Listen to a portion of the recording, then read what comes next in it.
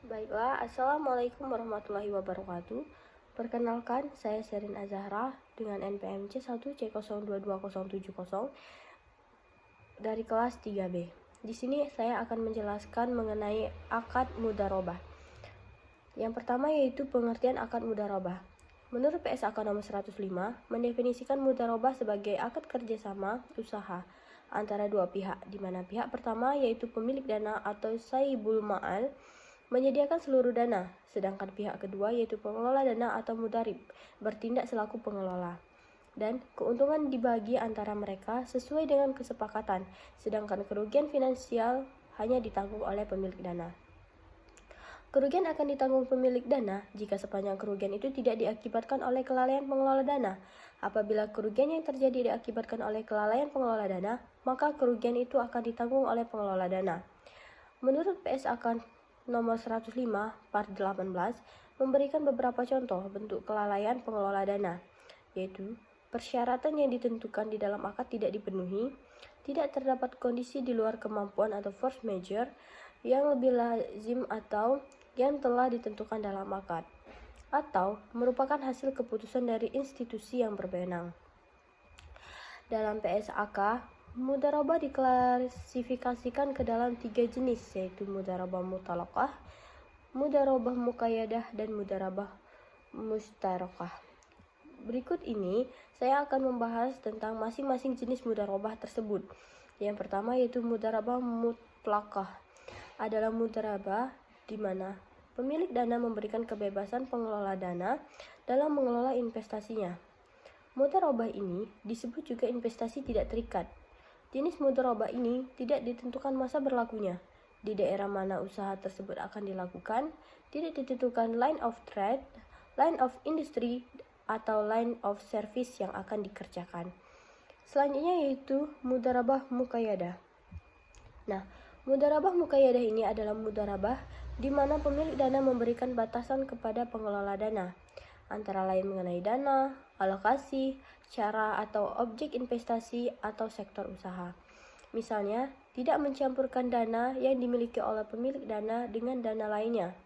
Tidak menginvestasikan dananya pada transaksi penjualan cicilan tanpa penjamin atau pengharusan pengelola dana untuk melakukan investasi sendiri tanpa melalui pihak ketiga.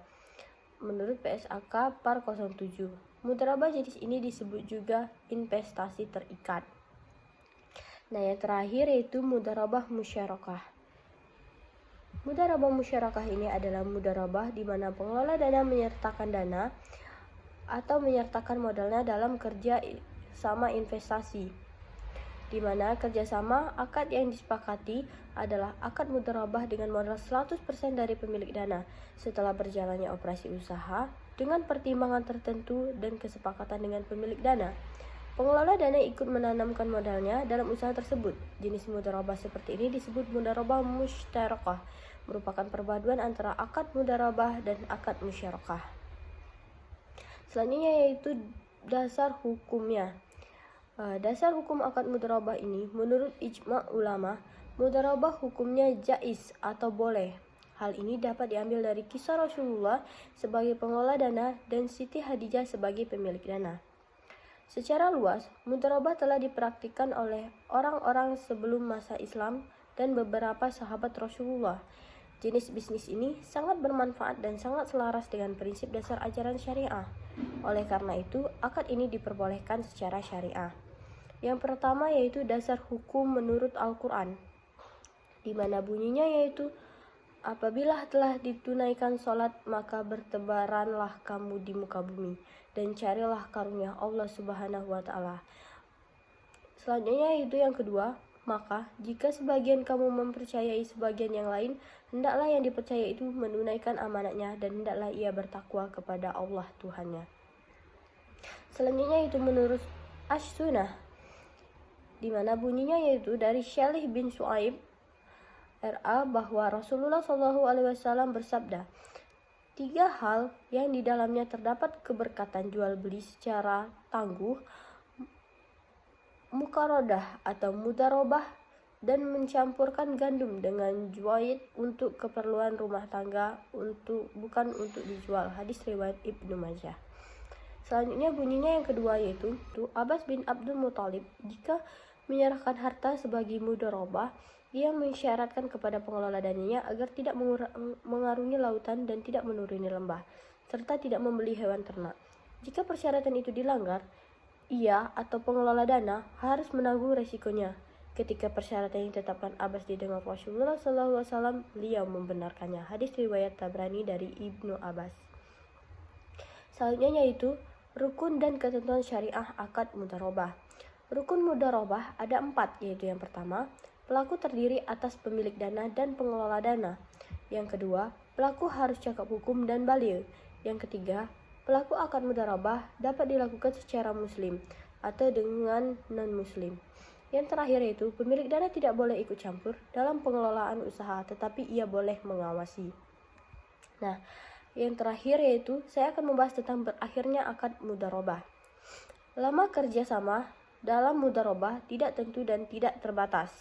Tetapi semua pihak berhak untuk menentukan jangka waktu kontrak kerjasama dengan memberitahukan ke pihak lain.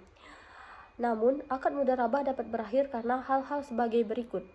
Yang pertama, dalam hal mudharabah tersebut dibatasi waktunya, maka mudharabah berakhir pada waktu yang telah ditentukan.